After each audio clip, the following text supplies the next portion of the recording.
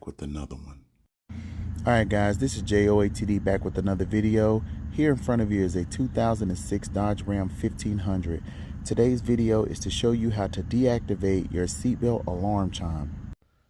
Alright guys, so to deactivate your seatbelt alarm chime, the first thing you need to do is insert the key and turn the key to the on position.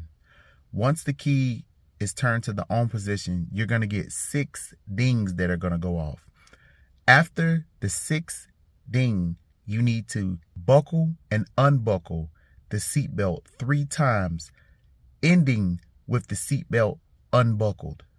After that, you're going to hear a chime and then it's going to go off. That chime is an indication that you did everything correctly. So after that, all you have to do is take the truck on a drive, and you have to go over 20 miles an hour. If you don't hear any dinging with the seatbelt off, that means everything's good. To turn on or activate the seatbelt alarm chime, all you do is go through these steps again. You're going to get that chime again, and that means that it's on. To check, all you have to do is go on a drive, go over 20 miles an hour with the seatbelt off. If the seatbelt chime goes off, it's back on or activated. All right, put the key in. Turn it to the on position.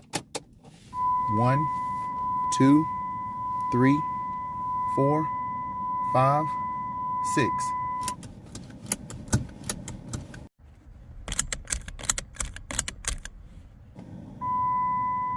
And that's the noise right there. So that noise that it just made, that means that it's deactivated. Now you have to do all of this in 60 seconds, okay? So as soon as the 6th beat goes off, you got 60 seconds to do that. Lock, unlock, lock, unlock, lock, unlock, and leave it out, and then you'll hear the noise go off. All right guys, that's it. This is J.O.A.T.D back with another video.